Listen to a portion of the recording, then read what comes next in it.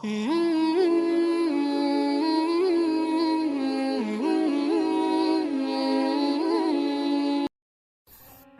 banyak pertanyaan di masyarakat, misalnya ada orang hamil di luar nikah, dia hamil di luar nikah, itu terus dengan kesadaran dua sejoliki terus minta dinikahkan kiai. Anak produk gelap ini tidak bisa dinasabkan ke bapaknya, ya. Karena agama itu hanya ngakui nasab kalau akadnya sahih, ya, kalau akadnya sahih. Sehingga ini nanti kalau lahir anak perempuan, walinya itu tetap tidak bapaknya, paham ya? Meskipun jelas-jelas bapaknya yang bersetubuh, walinya itu hakim. Karena agama hanya ngakui nasab yang dari bapak lewat akad sahih. Niki ora tenan kula terangno masalah nasab ya. Terus nasab sing diharamno kawin niku 7, nggih. Nasab sing diharamno kawin pinten? 7. Niku hurrimat alaikum napa ummahatukum wa banatukum wa akhwatukum wa ammatukum wa khalatukum wa banatul akhi wa banatul ukhti. Niki penting kula aturaken nggih. Jenengan ora usah sensitif. Pokoke masalah hukum iku cocok ra cocok ora usah nopo sensitif. Agama itu mengharamkan atau melarang adopsi ngangkat anak.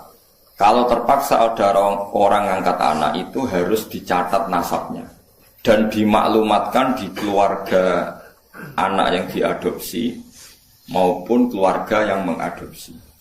Karena nanti ditakutkan terjadi ikhtilatil ansab. Ya, kalau kalian terjadi ikhtilatil ansab, percampuran apa? Nasab.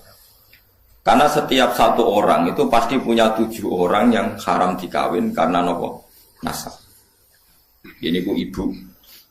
Dia ibu, dulur ummahatukum terus putri, dulur kandung, bulik sangka bapak, bulik sangka apa? Ibu, terus ponaan ya anake dulur lanang. Lan anak ibu bernopo itu niku sing haram karena nasab. Sebab niku ikhtilaf. Yen wae di rumah. Riyen Rasulullah nung di anak angkat dene Zaid. Sampai wong darani Zaid bin Muhammad. Mboten Zaid bin Harisah tapi Zaid bin Muhammad. Terus ambek Allah piyambak dibatalno. Wong kudu nyebut Zaid bin Harisah. Dipaksa. Nggih, wong kudu nyebut Zaid bin Harisah. Orang oleh muni Zaid bin Muhammad.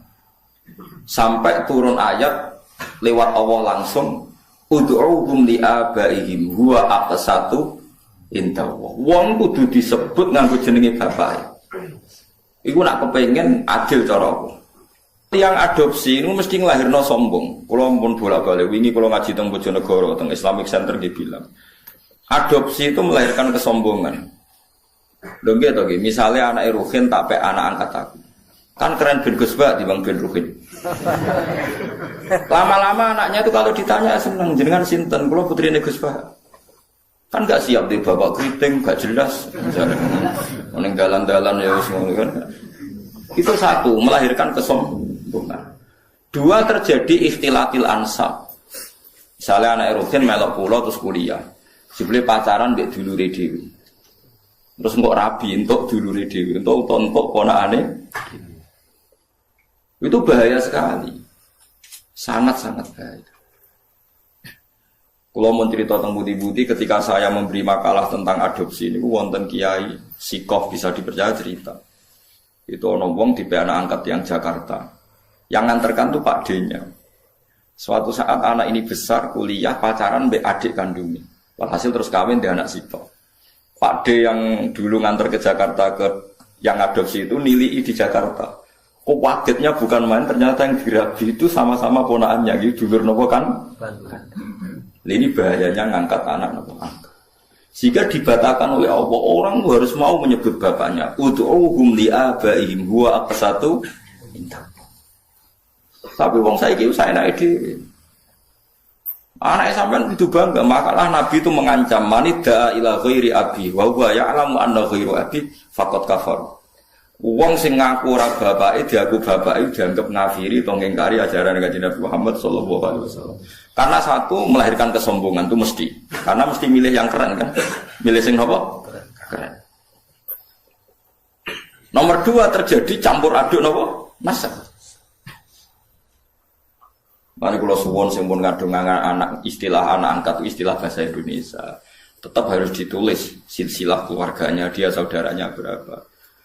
Kalau anaknya itu tersinggung dianggap anak angkat, berarti cah sombong satu balik non keluarganya. Nah, apa ya apa. Terus ketiga ini yang penting. Orang me anak angkat tuh alasannya kan saake, kepengen nulung wong miskin. Kula baleni, rata-rata niatnya kan kepengen nulung orang miskin. Nak cara kula, nak pancen niate gitu betul. Niki pendapat kula lho. Tapi maksudnya nyangkut pembatalan anak angkat itu jelas ada di Quran, di hadis. Alasan kedua istilatul ansab ya ada di kitab. Tapi yang ketiga ini pendapat saya. Yang ketiga ini jelas. Saya ulama itu harus jelas. Yang tadi di Quran, di hadis itu dua alasan tadi di Quran, di hadis. Yang ketiga ini saya pribadi. Dan saya yakin saya benar. Kalau Anda tidak sependapat dengan saya berarti tidak tahu mikir. Orang kok sampean tuh apa? Bener. Misalnya aku main anak angkat Ruhin. Sake rada kriting lu langsung lunak sampai anak angkat. Sedih cek cilik kene cek imut ora tuwa wanen ngene iki basale musuh. Ojo bayangno saiki Gus. An cilike kan lucu ya kriting lemu putih kan sampai anak angkat. Ah itu kan misalnya Ruhin kan wis serai-rai kakean pola kan. Terus minta sepeda motor Tiger atau Nexon atau Ninja gitu. Kan berarti saya kalau nuruti anak angkat karena dia sudah kayak anak saya kan mungkin tak turuti. Tuku sepeda motor 30 juta. Dia umur 16 tahun tak tukokno sepeda motor karena dia kayak anak angkat 20 juta. 20 juta itu kalau saya niat baik, yang penting tak kekno wong fakir miskin atau tak kekno santri. Itu dapat berapa santri? 20 juta misalnya tak kekno wong soleh atau santri atau masyarakat. Kalau 20 orang saja dapat 1 jutaan maturune tak ngamek ndongakno kabeh.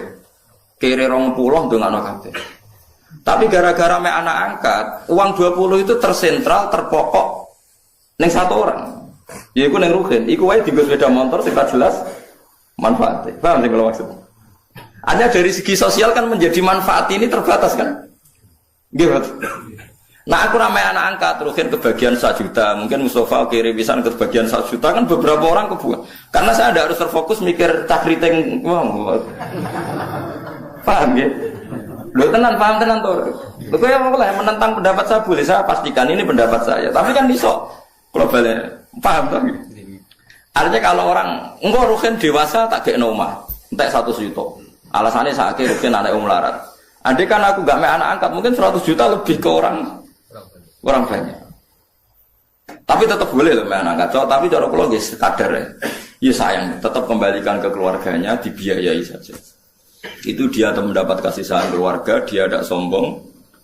Paham ya? Loh soal ingin spesial ya spesial saja, misalnya sama rantai anak.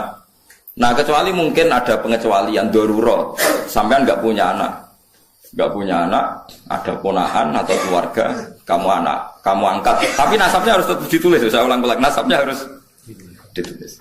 Karena ciri utama manusia yang disebut Allah adalah faja'alahu nasabah. Jadi orang harus jelas nasab. Jadi alasan ketiga tadi kelihatan. Kalau anak angkat itu kan nanti semua aset itu kan terkonsentrasi. Itu mau biasanya wong lomo 20 juta dibagi wong akeh gara-gara dia anak angkat satu mungkin hanya untuk beli nopo sepeda motor. Sepeda motor mulai tak keriting ngono wis weling sangu 1 juta. Entek sedino. Padahal mau tak kena fakir miskin 1 juta cukup saulan kan. Ya sehingga sampean tidak usah tersinggung. Kalau mau cerita hukum, sehingga sirinya kenapa Rasulullah itu orang paling dicintai Allah dan punya hiburan ngepek anak angkat yaitu Zaid bin Harisah itu dibatalkan oleh Allah sendiri, dibatalkan oleh Allah sendiri. Tapi jangan kira dibatalkannya itu dibatalkan total secara sosial boten, dibatalkan secara hukum nasab. Sehingga semua sahabat yang dulu manggil Zaid bin Muhammad dimarahi Allah, suruh manggil Zaid bin Harisah. Paham gitu, terus kula suwun sing wis kadung anak angkat ya rasa dibatalno tapi nasabnya ditulis. Dan anak itu mulai kecil pun diberi pengertian kalau kamu anaknya ini, saudara kandungmu ini. Nah soal kowe kuwatir kok nang bocah tersinggung wong Jawa. Kamu harus lebih kuwatir ketimbang nanti nasabnya kacau balau kawin mbek dulure dhewe, kawin mbek ponakane. Senengane kok nggo alasan rasa Jawa. Ora tau mikir nasib agama, dipikir nasib rasane wong Jawa. Soalnya kalau aku Mbak Mustafa itu jenggoten orang Jawa wajib dihormati, sesat tapi dihormati Mustafa. Wong ra jelas jlundruke kok apa dihormati. Ya harus pakai agama jelas. Orang dihormati karena alimnya atau karena lomane atau krana sabar melarate. Kudu jelas, kudu nyetor slip. Paham ya alasan dihormati. Gak apa-apa misalnya kayak nulis ke saya fakir 10 tahun sabar. Jadi jenengan harus hormat saya. Kalau hormat siap lho. Mergo jelas kesalehannya. Dan saya siap sabar lagi sampai mati ya monggo nanti ditulis. Mumplus warga syaratnya ngalim ya buat sugih, terus kadung ora sugih. Paling mungkin ya melarat karena sudah kadung melarat. Itu syaratnya sabar. Sabar itu orang ngeluh. Orang ngeluh itu betah. Biasanya wong nak betah mbek Allah diterusno mesti betah.